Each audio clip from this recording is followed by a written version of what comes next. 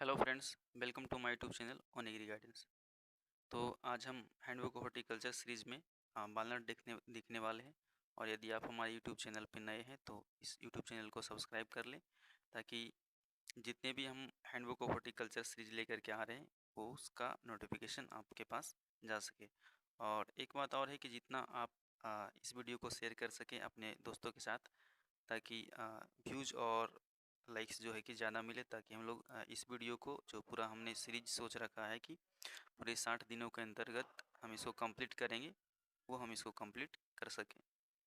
तो चलिए हम लोग देखते हैं कि वॉलनट में क्या क्या सारी चीज़ें हैं। तो सबसे पहले ऊपर में आपको दिख रहा होगा कि एक ये वेराइटी लिखा हुआ है चंदलर, ठीक है।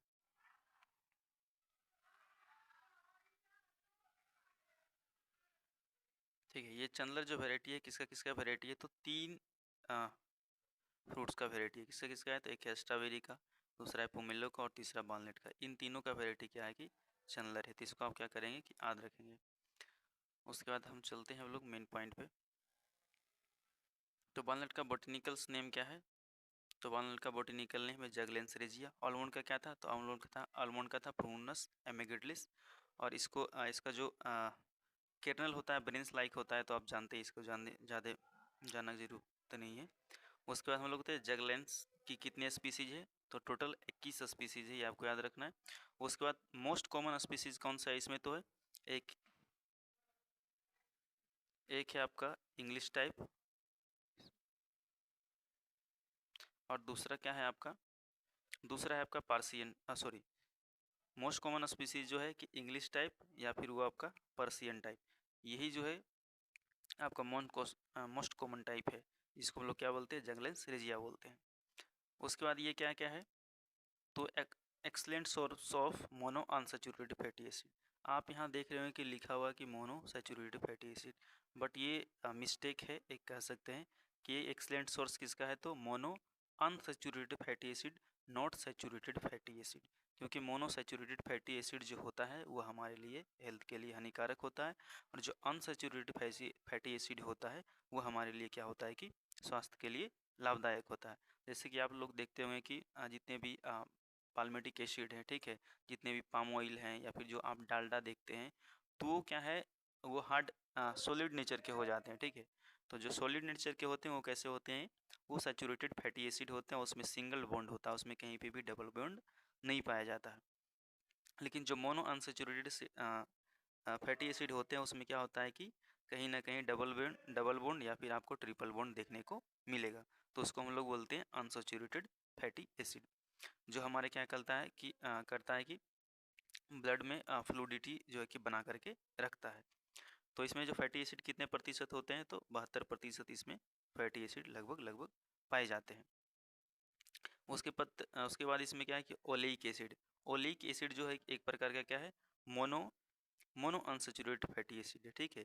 ओलेइक एसिड क्या है, तो मोनो अनसैचुरेटेड फैटी एसिड है, और इसको हम लोग क्या बोलते हैं, ओमेगा 3 फैटी एसिड भी हम लोग इसको बोलते हैं, ठीक है।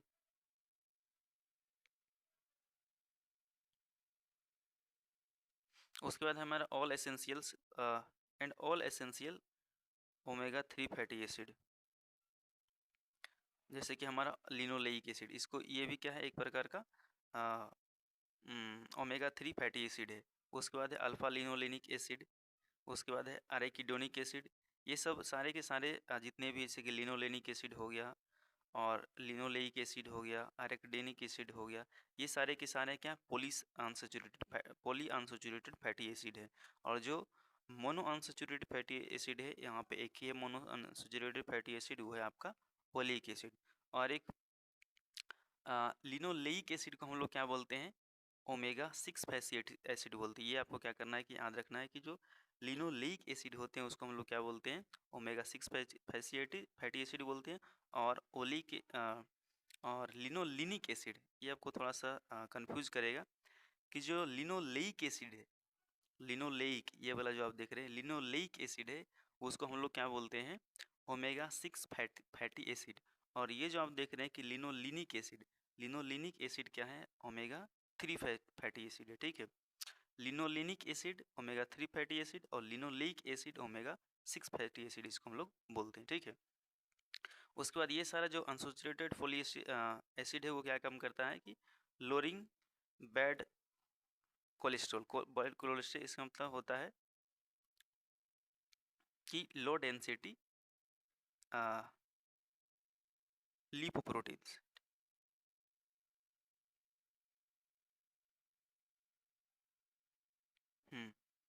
और एच डी एल का क्या मतलब क्या होता है कि हाई डेंसिटी लिपोप्रोटीन्स। तो ये आपको क्या करना है कि ये जनरली आप याद रख भी सकते हैं, नहीं याद रखते हैं, थोड़ा सा बेसिक जानकारी के लिए, ठीक है। कि आपसे हो सकता है कि पूछ दे कि कौन सी इसमें जो है कि ओमेगा 3 फैटी एसिड है, कौन सा ओमेगा 6 फैटी एसिड है। तो जनरली जो ओमेगा 3 फैटी एसिड ही होते हैं, लेकिन आपको एक याद रखना है कि जो लिनोलेइक एसिड होता है वो ओमेगा 6 फैटी एसिड यहाँ पे होता है। और जो फैटी एसिड होते हैं वो क्या काम करता है, तो बैड ब्लड कोलेस्ट्रॉल को क्या करता है कि कम करने का काम करता है। उसके बाद है प्रिवेंटिंग हार्ट डिजीज। ये सारा जो अभी आपने देखा, ठीक है, जितने भी सारे फैटी एसिड ये क्या करते हैं कि हार्ट डिजीज को कम करने का काम करते हैं। The Jammu and Kashmir is the major walnut producing state.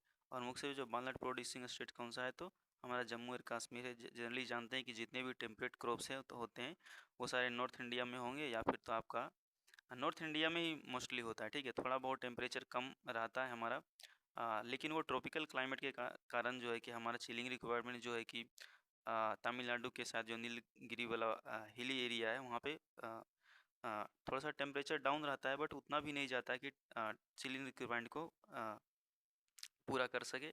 इसके कारण क्या होता है कि जो जनरली जो होता है जम्मू कश्मीर में भी, जम्मू कश्मीर हो गया, हिमाचल प्रदेश हो गया, उत्तराखंड हो गया, इस वाले एरिया में ही हमारा क्या होता है कि टेम्परेट क्रॉप्स को ग्रो किए जाते हैं। इसमें क्या होता है 76% टोटल एरिया है और 95% टोटल हमारा प्रोडक्शन होता है जम्मू और कश्मीर में, ठीक है, वालनट का।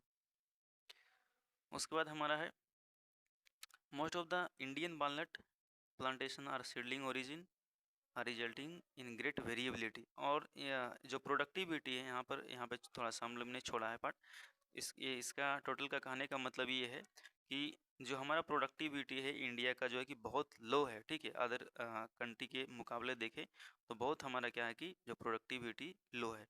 तो प्रोडक्टिविटी लो है उसका क्या क्या कारण है कि जो मोस्ट ऑफ द यहाँ जो ट्री है जो कल्टीवेशन में है, ठीक है, प्लांट्स हैं, वो कैसे हमारा इंडियन ओरिजिन के हैं, जिसके कारण क्या होता है कि वेरिएबिलिटी बहुत ज़्यादा है, ठीक है। लॉन्ग जुवेनाइल फेज है, ह्यूज साइज है, ठीक है। ह्यूज साइज मतलब प्लांट्स का ह्यूज साइज है जो ऑर्चर्ड मैनेजमेंट में क्या करते हैं कि दिक्कत करता है। तो ये सारे चीज़ के लिए को लेकर के जो प्रोडक्टिविटी है वो इंडिया का क्या है कि कम है। उसके बाद हम लोग बात करेंगे सॉइल और क्लाइमेट की। तो quality walnut production mainly govern by suitable climate, particularly during nut maturation is highly sensitive to temperature। तो नट मैचुरेशन के टाइम जो है कि हमारा टेम्परेचर जो है कि ज़्यादा फ्लक्चुएट नहीं करना चाहिए, जिसके कारण क्या होता है कि हमारा जो प्रोडक्शन है वो बहुत ज़्यादा प्रभावित होता है। इन absence of proper chilling bud opening and flowering become irregular in resulting poor crop। उसके बाद डाइबैक ऑफ सूट हो जाता है। तो मिली जनरली को चिलिंग आवर जो है कि प्रॉपर पूरा होना चाहिए। प्रॉपरली पूरा नहीं होने के कारण जो होता है कि हमारा जो फ्लावरिंग है इरेगुलर हो जाता है। Chilling times varies from variety to variety. तो जान सकते हैं चिलिंग का जो सब के लिए है, किसी जो लो चिलिंग वेराइटी है उसके लिए कम चिलिंग आवर चाहिए, हाई चिलिंग वेराइटी है तो उसके लिए ज़्यादा चाहिए। तो इसी प्रकार से, और ये वेरीज करते हैं कितना से कितना तक, तो जो है कि 700 घंटा से लेकर के आपका 1500 घंटा तक लेकर के ये क्या करते हैं कि वेरी करते हैं। तो वालनट का चिलिंग रिक्वायरमेंट कितना है 700 से लेकर के 1500, और आलमंड का कितना था तो 100 से लेकर के 700। और सबसे कम कितना हो किसमें कौन सा जो सबसे कम चिलिंग रिक्वायरमेंट वाला क्रॉप्स है टेम्परेट क्रॉप्स है वो कौन सा है तो आपका आलमंड ही है, ठीक है, बिलो 7 डिग्री सेल्सियस। उसके बाद है कि under dormant condition tree can tolerate as low as -11 degree Celsius. Dormant condition यदि है प्लांट डोरमेंसी में है तो कम ज़्यादा से ज़्यादा वो -11 डिग्री सेल्सियस पर तो ही क्या कर सकता है कि टॉलरेट कर सकता है। विदाउट एनी डैमेज, आपको किसी प्रकार का कोई डैमेज देखने को नहीं मिलेगा। ड्यूरिंग एक्टिव फेज, ठीक है, during active phase of plants in autumn low temperature -2 to -3 degree Celsius cause damage. ये जब डोरमेंसी में है तो आपका 11 डिग्री -11 डिग्री सेंटीग्रेड भी टॉलरेट कर सकता है।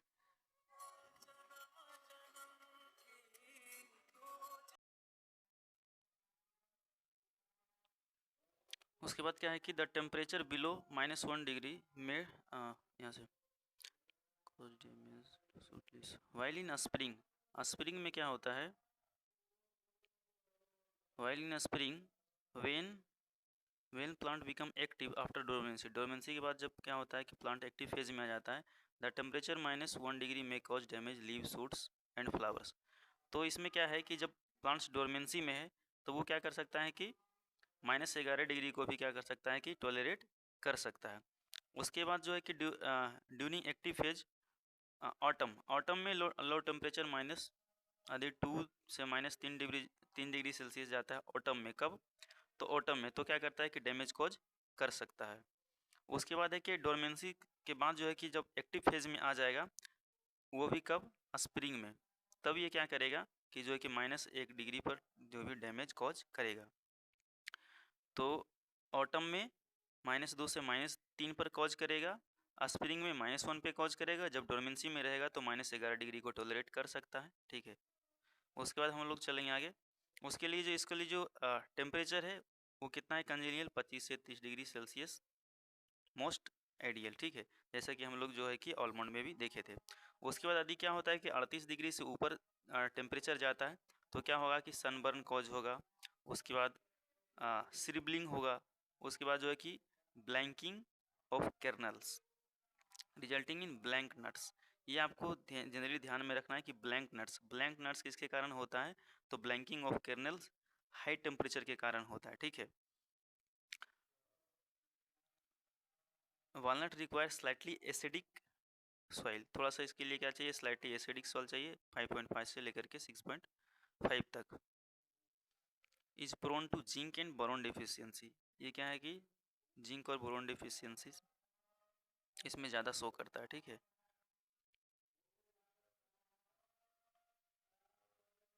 ये भी थोड़ा सा आपको याद रखना है कि इसमें क्या होता है कि किसका डिफिशियंसी ज़्यादा शो करता है, तो ये जिंक और बोरोन का डिफिशियंसी, ठीक है। उसके बाद चलिए हम लोग आगे चलेंगे। उसके बाद है variety more than 90% of walnut plantation in India are seedling origin. तो जिसे हम लोगों ने पहले भी बताया था कि जो भी इंडिया में ग्रो किए जाते हैं वॉलनट्स वो कैसे होते हैं, सीडलिंग ओरिजिन के होते हैं। इसके कारण बहुत ज़्यादा वेरिएबिलिटी होता है, यील्ड भी क्या होता है कि हम लोग को कम मिलता है। उसके बाद है कि वेराइटी एक्जोटिक वेराइटी में हमारा क्या क्या है, तो आप एक नगेट याद रख सकते हैं, ठीक है। जैसे कि गोल्डन नगेट जो है कि आपका एप्पल का वेराइटी है, और गोल्डन नगेट जो है आपका ये जैकफ्रूट का भी वेराइटी है, तो ये भी आप लोग याद रख रहे हैं। और नगेट किसका है कि वॉलनट का भी वेराइटी है। और कुछ वेराइटी, कुछ और चीज़ें की भी वेराइटी है जो हमें याद नहीं आ रही, याद आएगी तो आपको जो है कि हम लोग बताते हुए चलेंगे, ठीक है। उसके बाद है आपका इंडिजिनस वेराइटी में आपका कौन कौन सा वेराइटी है, तो एक है आपका सुलेमान, उसके बाद है हमदन, ये आपका क्या है, इंडिजिनस वेराइटी। उसके बाद इंडिजिनस वेराइटी हमने इसमें आलमंड में क्या क्या देखा था, तो उसमें आपका था मखदूम था, बारिश था, बारिश था, और एक वेराइटी था, याद आएगा तो बता देंगे, ठीक है। उसके बाद हिमाचल प्रदेश के लिए कौन कौन सा वेराइटी सूटेबल है, तो आपका है गोविंद, ठीक है, गोविंद, प्रताप, ये आप लोग याद रखें, दो कम से कम याद रखें। रत्ना जो किसका वेराइटी है, तो मैंगो का वेराइटी है, ये आप याद रखेंगे, ठीक है। रत्ना किसका वेराइटी है, तो मैंगो का भी वेराइटी है और वॉलनट का भी वेराइटी है। उसके बाद है propagation and root stock. India में हम लोग क्या यूज़ करते हैं, तो पर्शियल वॉलनट यूज़ करते हैं, ठीक है। पर्शियन वॉलनट या इंग्लिश वॉलनट दोनों एक ही बात हुआ, ठीक है। जगलेंस रिजिया जिसको हम लोग बोलते हैं, are commercially use as root stock. तो पर्शियन वॉलनट है जिसको हम लोग जगलेंस रिजिया बोलते हैं, उसको यहाँ पे कॉमर्शियली रूट स्टॉक के रूप में इंडिया में ग्रो किया जाता है। ड्यू टू देयर कॉम्पेटिबिलिटी बहुत सारे वेराइटी के साथ होता है। उसके बाद जो है कि अवेलेबिलिटी इसका ज़्यादा है हमारे इंडिया में। उसके बाद अडेप्टिबिलिटी इंडिया के क्लाइमेट के अनुसार बहुत ज़्यादा एडेप्टेबल है।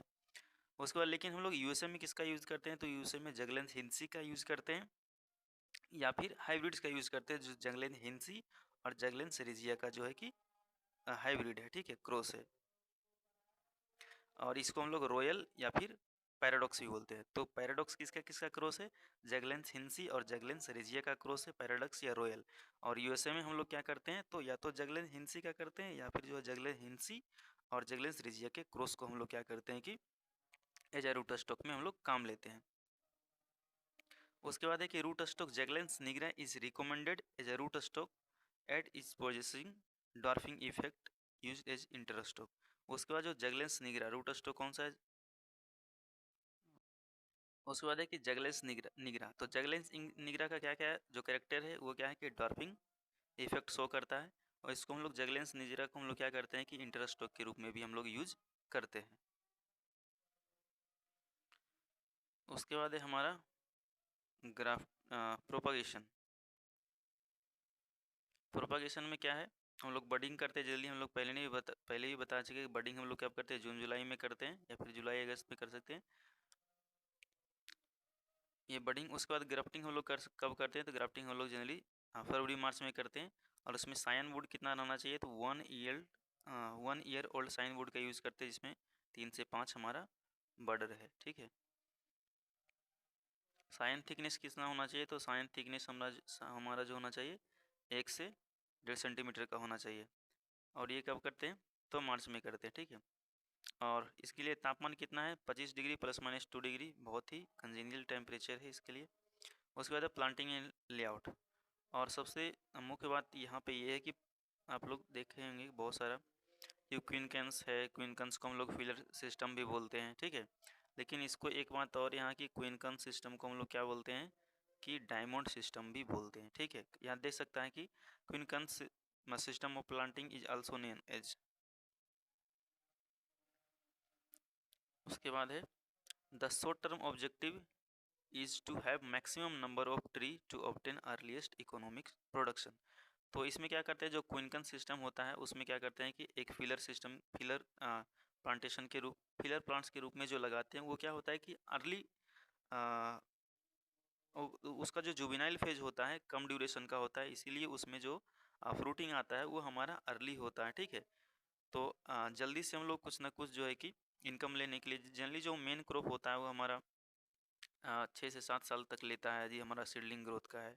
और ये 2 से 3 साल जनरली जो लेता है हमारा ये ग्राफ्टिंग वाला होगा। तो हम लोग जल्दी यील्ड लेने के लिए, ताकि हमारा कुछ ना कुछ इनकम आते रहे और चार्ट से, उसके लिए हम लोग क्या करते हैं कि जो शॉर्ट टर्म जो हमारा ऑब्जेक्टिव होता है वो क्या होता है कि अर्लीस्ट यील्ड लेना होता है, ठीक है। और जैसे जैसे हमारा क्या होता है कि जब मैच्योर हो जाता है हमारा मेन क्रॉप, तो हम लोग क्या करते हैं फिलर क्रॉप को वहाँ से हटा देते हैं। For a small and compact grafted tree use 5x5 और 6x6।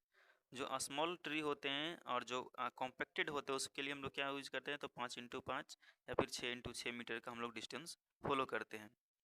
और for highly fruitful lateral bearing, इसके लिए किसके लिए यूज करते हैं, 5x5 और 6x6 हम लोग जो हाईली फ्रूटफुल है लेटरल बेरिंग है उसके लिए। बट विग्रस कल्टीवार के लिए हम लोग क्या करते हैं, but vigorous cultivar and terminal bearing, और जो विग्रस कल्टीवार है और टर्मिनल बेरिंग है उसके लिए हम लोग क्या करते हैं कि ग्राफ्टिंग के लिए हम लोग कितना मेंटेन करते हैं, तो 8 मीटर इंटू 8 मीटर। और सीडलिंग के लिए हम लोग क्या करते हैं, कितना डिस्टेंस मेंटेन करते हैं, तो 10x10 मीटर। ये आपको क्या करना है कि अच्छे से ध्यान में रखना है कि जो वॉलनट का जो वेराइटी है, जो स्मॉल है, जो कॉम्पैक्ट है, उसके लिए 5 से लेकर के 6 मीटर तक हम लोग क्या करते हैं कि डिस्टेंस फॉलो करते हैं, ठीक है। जो लेटरल बियर है, जो कॉम्पैक्ट है, स्मॉल है, हाईली फ्रूटफुल है, उसके लिए हम लोग 5 से 6 मीटर का डिस्टेंस फॉलो करते हैं। उसके बाद जो विग्रस कल्टीवार है, जो टर्मिनल बियर है, उसके लिए हम लोग क्या करते हैं कि 8x8 मीटर करते हैं। और जो सीडलिंग्स है उसके लिए हम लोग 10x10 मीटर क्या करते हैं कि डिस्टेंस फॉलो करते हैं। उसके बाद है कि पोलिनाइजर वेराइटी। पोलिनाइजर वेराइटी हमारा जो होना चाहिए वो एवरी 8 रो में होना चाहिए। हम लोग ऑलमोंड के लिए पढ़े थे, ठीक है। ऑलमोंड के लिए हम लोग पढ़े तो कितना था उसमें, थ्री एवरी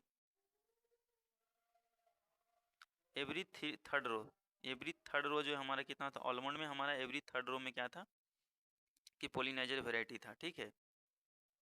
आलमंड में हमारा क्या था कि एवरी थर्ड रो में हमारा पोलिनाइजर वेराइटी था, ठीक है, एवरी थर्ड रो में।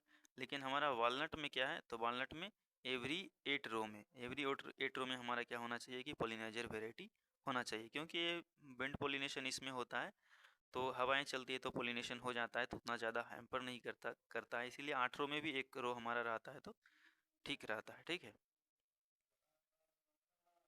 उसके बाद है हमारा मैन्योर और फर्टिलाइजर है, इसमें ज़्यादा कुछ नहीं है आपको। द फर्स्ट लीफ सैंपल, हम लोग सैम्पलिंग करना हो तो हम लोग the leaf samples are taken from July to August. इसमें जो कि न्यूट्रिएंट एनालिसिस के लिए हम लोग जो है कि सैंपल कब लेते हैं, तो जुलाई से अगस्त के बीच में लेते हैं, ये आपको ध्यान में रखना है। उसके बाद है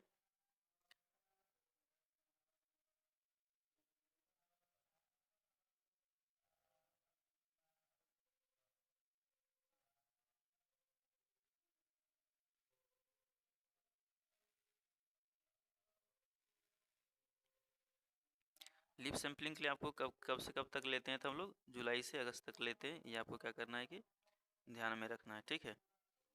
उसके बाद हम लोग आते हैं जैसे कि आप लोग जानते हैं इसमें क्या होता है कि जिंक और बोरोन का क्या होता है कि डिफिशियंसी प्लांट सिम्टम शो करता है।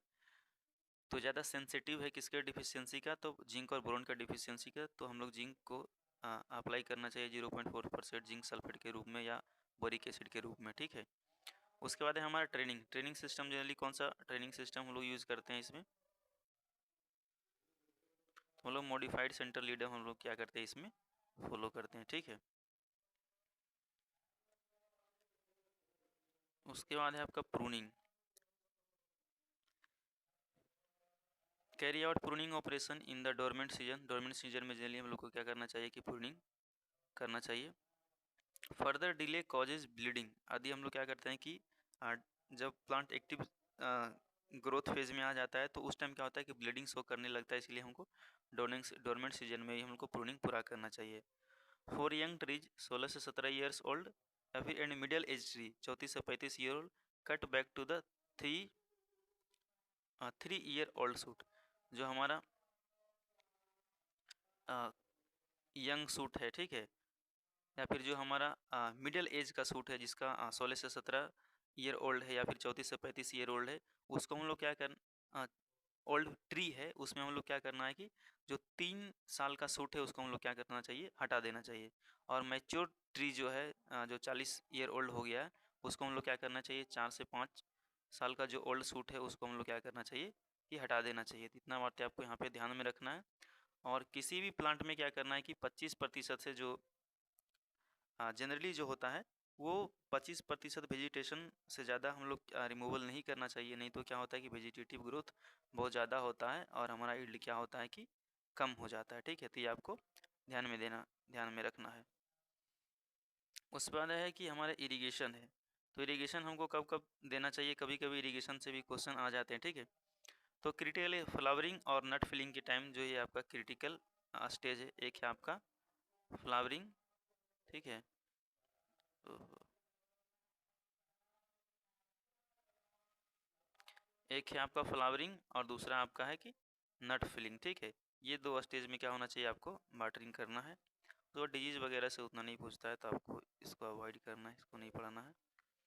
उसके बाद हम लोग देखेंगे हार्वेस्टिंग। हार्वेस्टिंग आपको जनरली पढ़ना ही है।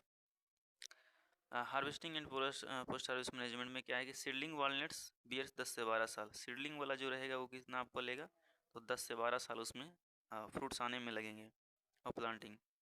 और कॉमर्शियल फ्रूटिंग कब से स्टार्ट होगा, तो 18 से 20 साल के बाद जो है कि कॉमर्शियल फ्लावर स्टार्ट होगा।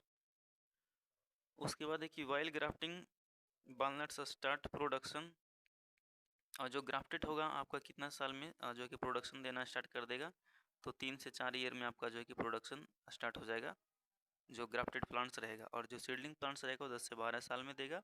और 18 से 20 साल जो है 10 से 12 साल में स्टार्ट होगा, लेकिन उसको कॉमर्शियल प्रोडक्शन देने में कितना टाइम लगेगा, तो 18 से 20 साल लगेगा। और जो ग्राफ्टेड होगा 3 से 4 साल में आपका प्रोडक्शन देने लगेगा, और 10 से 12 साल में आपका क्या होगा कि कॉमर्शियल प्रोडक्शन आपका स्टार्ट हो जाएगा। तो ये आपको क्या रखना है कि याद रखना है। उसके बाद डिले इन हार्वेस्टिंग आप क्या करते हैं कि डिले हार्वेस्टिंग में आप किसी प्रकार का डिले करते हैं तो डिटोरिएशन कॉज होता है, कर्नल क्वालिटी कम हो जाता है, कलर जो है कि जनरली ब्राउन हो जाता है। जनरली क्या होता है कि जो लाइटेस्ट कलर के होते हैं, जो थोड़ा सा वाइटिश कलर के होते हैं, वही क्या किए जाते हैं कि वही सारी चीज़ें वही फ्रूट्स को प्रीफर किया जाता है, वही कर्नल को ज़्यादा प्रीफर किया जाता है इंटरनेशनल मार्केट में और इंडिजिनस मार्केट में भी उसी को प्रीफर किया जाता है। तो ज़्यादा डिले अब हार्वेस्टिंग करेंगे तो जो कलर होगा वो कैसा होगा कि ब्राउन कलर का कर्नल जो है आपका हो जाएगा। ठीक है। The lightest kernel colour command higher price, तो जो लाइटेस्ट कलर का जो को आता है कि उसका हम लोग ज़्यादा प्राइस में बिकता है। ठीक है। The nuts are mature when the hull dehisce and fall, जब हल डेहिसेंस होने लग जाए मतलब क्रैकिंग आने लग जाए तब उसका मैच्योरिटी, वही उसका क्या है मैच्योरिटी इंडाइसेज है।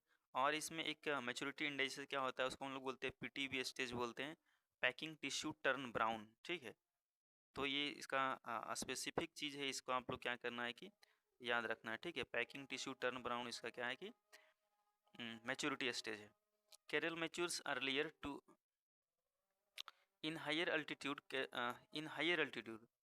Canal matures earlier to hull dehiscence, इसको आपको एकदम याद रखना है। ठीक है।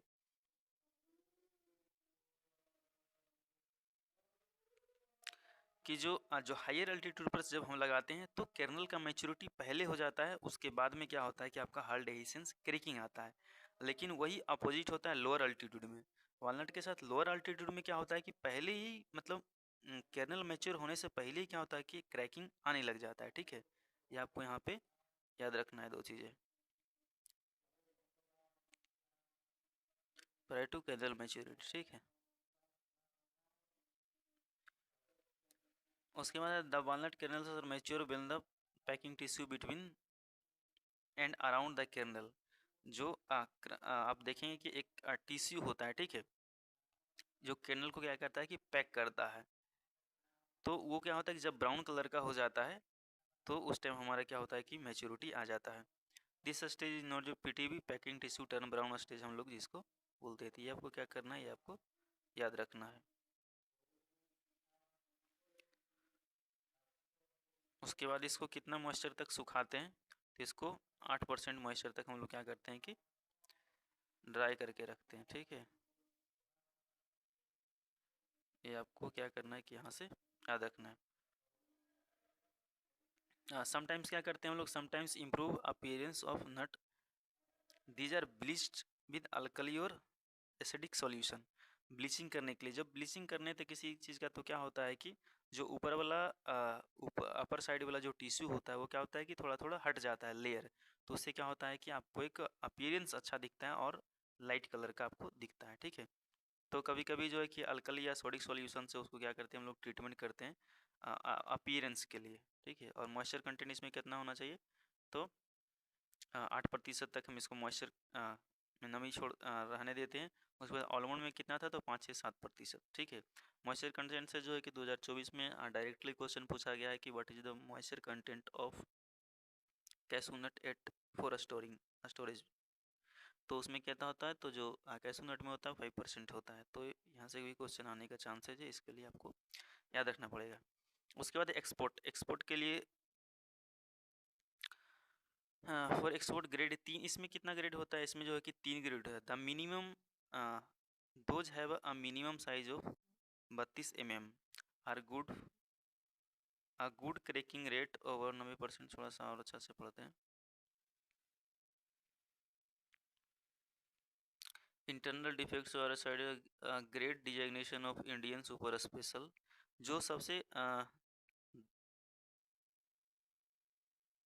Those having minimum size of 32 mm, जो 32 mm का होता है मिनिमम साइज का, जो 32 mm का होता है उसको हम लोग क्या बोलते हैं, इंडिया सुपर स्पेशल। उसको किस नाम से जाना जाता है, तो इंडिया सुपर स्पेशल के नाम से जाना जाता है।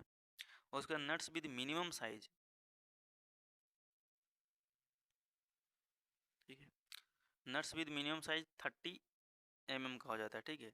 जो 30 mm क्या होता है उसको हम लोग क्या बोलते हैं, इंडिया स्पेशल। 30 mm का जो होता है उसको हम लोग बोलते हैं इंडिया स्पेशल। और जो 32 mm का होता है उसको हम लोग क्या बोलते हैं, इंडिया सुपर स्पेशल। ये आपको याद रखना है, ठीक है। यहाँ पे तो 32 mm का होता है उसको हम लोग बोलते हैं इंडिया सुपर स्पेशल, और जो 30 mm का होता है उसको हम लोग बोलते हैं इंडिया स्पेशल। और उसके बाद जो है कि 24 से जो 26 mm का होता है ग्रेड ए, इंडिया 1 के ग्रेड के नाम से जानते हैं, या फिर इंडिया एंड बी ग्रेड के नाम से जानते हैं, ठीक है। The kernel of Juglans regia produced in India assigned the grade designation of India light half.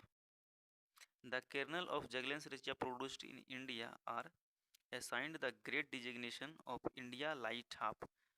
जो यहाँ प्रोड्यूस होता है जो हमारे इंडिया में, उसको हम लोग किस नाम से बुलाते हैं, इंडिया लाइट हाफ के नाम से बुलाते हैं।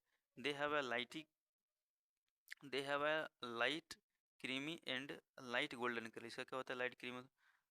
The other designation used for the halves that have cotyledons of fully developed. जिसका कोटिलीडोन्स पूरी तरीके से डेवलप होते हैं उसको क्या नाम दिया जाता है, उसको इंडिया स्पेशल लाइट हाफ।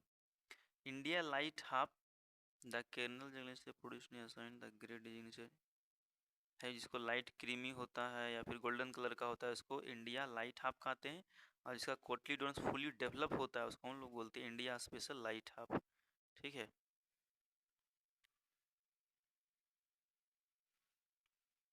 तो ये सारी चीज़ें थी, और वॉलनट का इतना ख़त्म होता है। थोड़ा सा वॉलनट का जो स्पेशल फीचर्स हमने यहाँ लिखा है वो आपको दिखा देते हैं एक बार, ठीक है। तो क्या क्या है इसका, जो वॉलनट का जो ओरिजिन है वो कहाँ है। वॉलनट का एक और भी मैंने लिखा था, वो शायद मैंने फ़ोटो क्लिक नहीं किया है, उसका छूट गया है, तो मैं ऐसे ही बोल दूंगा, आप लोग को लिख लेना है, ठीक है। तो एक ही पेज है, एक पेज वहाँ पे और होना चाहिए था, ठीक है। तो वॉलनट का जो ओरिजिन है कहाँ है आपका, ईरान है। ये भी वॉलनट का, हाँ, ओरिजिन कहाँ है, ईरान है। उसके बाद जो वॉलनट का ईरान या फिर इंडो चाइना भी बोलते हैं। स्पिनाच का भी ओरिजिन कहाँ है, तो ईरान है। उसके बाद पोमीग्रेनेट का भी ओरिजिन कहाँ है, तो ईरान है। इसमें क्या होता है कि एलिलोपैथिक इफेक्ट होता है, ठीक है। इसमें इसका जो प्लांट्स का जो रूट है वो एलिलोपैथिक इफेक्ट शो करता है। उसके बाद इसको किंग ऑफ नट बोलते हैं, या फिर नट ऑफ गॉड भी हम लोग बोलते हैं, नट ऑफ गॉड। उसके बाद पीका नट में इसमें जो फैट होता है कितना परसेंट होता है, तो 64% होता है। लेकिन पीका नट में फैट कितना होता है, तो 71% होता है। एच मिस हैंडबुक से ये लिया गया है, ठीक है। पीका नट में फैट कितना होता है, 71%, और जो फैट होता है इसमें कितना होता है, 64% होता है, ठीक है। उसके बाद विटामिन B6 का, vitamin B1 and vitamin B6 का जो है कि अच्छा सोर्स है हमारा वॉलनट। उसके बाद जो वॉलनट का जो इन्फ्लोरेसेंस कैसा होता है, कैटकिन होता है, ये प्रोटोएंड्री होता है, ठीक है। उसके बाद पोलिनेशन किसके द्वारा होता है, बिंड के द्वारा होता है। स्ट्रॉबेरी में बिंड और इंटो इंटो मतलब इंसेक्ट के द्वारा भी होता है, ठीक है। स्ट्रॉबेरी में बिंड और इंसेक्ट के द्वारा, दोनों के द्वारा होता है। और पोलिनेशन जो है कि वॉलनट में बिंड के द्वारा होता है। ये भी मैंने हम लोग हैंडबुक ऑफ हॉर्टिकल्चर से लिया है। उसके बाद फ्लावर, जो मेल फ्लावर होता है, ठीक है, जो मेल फ्लावर होता है, फ्लावर बोर्न टर्मिनली, और फीमेल फ्लावर लेटरी बोर्न करता है, ठीक है। मेल फ्लावर क्या बेयर करता है, तो टर्मिनल, और फीमेल फ्लावर लेटरल बेयर करता है। उसके बाद इसका जो बिंड पोलिनेशन होता है 2 किलोमीटर तक ये क्या करता है कि पोलिनेशन करवा सकता है। लेकिन इफेक्टिव कितना तक होता है, तो 60 से 90 सेंटीमीटर तक ही क्या होता है कि इफेक्टिव पोलिनेशन हो पाता है, ठीक है। उसके बाद मैं इसका थोड़ा सा स्क्रीनशॉट लेकर के फिर मैं बताता हूँ आपको। उसके बाद है हमारा डीहलिंग। तो डीहलिंग जो एक है डीहलिंग और एक है आपका डीहाल्मिंग, ठीक है। तो ये दोनों बताएं कि डीहाल्मिंग जो टर्म है वो किससे रिलेटेड है, और डीहलिंग जो है कि टर्म वो जो है कि किससे रिलेटेड है। तो डीहलिंग जो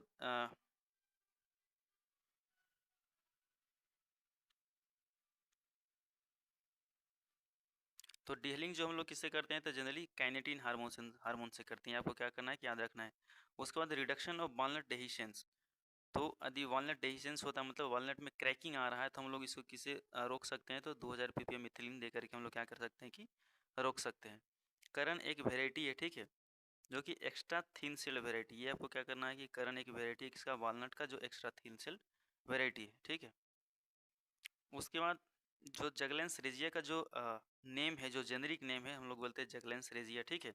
तो ये रोमन वर्ड है। ये कौन सा वर्ड है? जगलेंस रेजिया जो है आपका रोमन वर्ड है, जिसका मतलब होता है जोविस ग्लैंस। जोविस ग्लैंस का मतलब क्या होता है? Gland of Jove. तो ग्लैंड ऑफ जोव, जोविस किसको कहा जाता है? कि एक प्रकार का रोमन का देवता है जिसको बृहस्पति को मानता है, ठीक है, जुपिटर जिसको हम लोग बोलते हैं। तो जोविस मतलब होता है जुपिटर या रोमन का देवता, जिसको हम लोग बृहस्पति का देवता बोलते हैं, ठीक है। यह देवताओं का राजा से उनको क्या किया जाता है कि बुलाया जाता है। उसके बाद ग्लांस, ग्लांस मतलब होता है बलूत, ठीक है। बलूत मतलब कोई अखरोट जैसा दिखने वाला चीज को हम लोग क्या बोलते हैं? बलूत बोलते हैं। बलूत को ही बोलते हैं, या फिर हम लोग क्या बोलते हैं? बलूत को बोलते हैं गिरी, या फिर हम लोग क्या बोलते हैं? गिरी। तो जनरली जो जोविस ग्लैंस का जो मतलब होता है वो क्या होता है कि बृहस्पति का बलूत या बृहस्पति का गिरी, ठीक है। तो इसको बट ऑफ गन मतलब कि जो पकड़ने वाला, जो गन का जो पकड़ने वाला भाग होता है, जिस जो बॉडी पार्ट से बना हुआ रहता है, उसको जो है कि बालनट के पेड़ से बनाया जाता है, ठीक है। उसके बाद एक जगलेन, जगलोन है, ठीक है, जो सिंथेसाइज होता है लीव्स में। जगलेंस जो होता है सिंथेसाइज कहाँ होता है? जगलेंस सिंथेसाइज होता है लीव्स में, और ये एक प्रकार का साइनोजेनिक ग्लूकोसाइड है, ठीक है। उसके बाद है एपोमिक्सिस। एपोमिक्सिस में क्या होता है कि डिप्लोस्पोरी टाइप का जो है कि आपका एपोमिक्सिस देखने को मिलता है, यानी कि ये मेगास्पोर मदर सेल से डेवलप होता है जो डिप्लॉइड होता है, ठीक है। इसलिए इसीलिए इसको बोलते हैं डिप्लोस्पोरी एपोमिक्सिस। इसमें जो है कि आपका जो एम्ब्रियो का डेवलपमेंट होता है वो डिप्लॉइड सेल से होता है। और कहाँ गया? एम्ब्रियो, इनमें इसमें इसमें एम्ब्रियो सैक और एम्ब्रियो दोनों का डेवलपमेंट जो होता है किससे तो होता है? तो डिप्लॉइड सेल से होता है, मेगास्पोर मदर सेल से होता है, ठीक है। विदाउट एनी अंडरगोइंग म्यूसिस, इसमें क्या होता है कि म्यूसिस नहीं होता है, किसी प्रकार का फर्टिलाइजेशन नहीं होता है, ठीक है। तो आपको याद रखना है कि इसमें डिप्लोस्पोरी एपोमिक्सिस पाया जाता है। उसके बाद है कर्नल फिलिंग। कर्नल फिलिंग के लिए टेम्परेचर कितना चाहिए? तो जो मोस्ट सूटेबल कर्नल फिलिंग के लिए जो टेम्परेचर है वो आपका कितना है? तो 29 से 32 डिग्री सेल्सियस, ठीक है, 29 से 32 डिग्री सेल्सियस। उसके बाद जो है कि पोर्टुगीज एक वेराइटी है, पोर्टुगीज कल्टीवार, जिसको हम लोग बोलते हैं रेगो। वो क्या है? एपोमेक्टिक फ्रूट्स जो उसमें पाए जाते हैं। उसके बाद SERR सेर, इसमें क्या है कि PF है वैल्यू। PF में मतलब होता है कि पिस्टिलेट फ्लावर अवोशन, ठीक है। एब्सिशन, पिस्टिलेट फ्लावर एब्सिशन होता है, जो क्या होता है कि जो एक सेर जो है एक वेराइटी है जिसमें क्या होता है कि पिस्टिलेट फ्लावर एब्सिशन जो होता है 75% से ज़्यादा होता है। यानी कि जो पिस्टिलेट फ्लावर होते हैं जो भी ट्री में लगते हैं 75% पिस्टिलेट फ्लावर झड़ जाते हैं, ठीक है। इसीलिए इसको रिकमेंड हम लोग नहीं करते हैं, ठीक है, इसको नहीं रिकमेंड करते हैं। उसके बाद first cultivar having lateral bearing, Payne. एक पाइनी एक वेराइटी है जिसमें क्या होता है कि लेटरल बियर होता है, ठीक है। लेटरल बियर कहने का मतलब ये हुआ कि लिटरल बियर में कौन आता है? जनरली फीमेल फ्लावर होता है, वही तो लिटरल बियर होते हैं। तो कहने का मतलब ये है कि जो फर्स्ट कल्टीवार था जिसमें सिर्फ और सिर्फ फीमेल्स पार्ट्स आते हैं, ठीक है, तो उसमें क्या होता है कि पोलिनेशन का किसी प्रकार का कोई ज़रूरत नहीं पड़ता है, ठीक है। तो ये सारे चीज़ थे। उसके बाद और भी कुछ है हम लोग देखेंगे।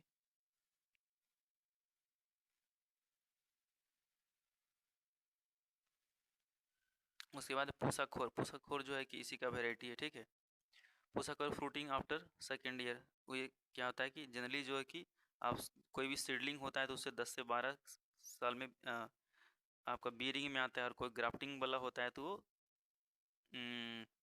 3 से 4 साल में क्या होता है कि बियरिंग में आता है। तो लेकिन ये जो है कि पूसाखोर, पूसाखोर जो आपका 2 से सेकेंड ईयर में ही बियरिंग इसमें स्टार्ट हो जाता है। उसके बाद ब्लैक लाइन, ब्लैक लाइन एक डिजीज होता है, ठीक है, किसके द्वारा होता है? तो फाइटोप्थोरा स्पीसीज के द्वारा होता है, ये आपको याद रखना है। और कब होता है? जब इंग्लिश या पर्शियन वालनट को हम लोग जो है कि पैराडॉक्स पे रूट स्टॉक, पैराडॉक्स को रूट स्टॉक के रूप में यूज़ करते हैं, और इंग्लिश इंग्लिश या पर्शियन वालनट को हम लोग जो है सायन के रूप में यूज़ करते हैं। तो ये ब्लैक लाइन इफेक्ट हमको देखने को मिलता है। उसके बाद snake head disease, snake head disorder है एक प्रकार का जो बोरोन के डिफिशियंसी से होता है, ठीक है। और चिलिंग रिक्वायरमेंट इसका कितना होता है वालनट का? तो 700 से 1500 होता है, और प्लस पीका नट का भी कितना होता है? तो 700 से 1500 होता है। तो ये आपको क्या करना है कि याद रखना है, ठीक है।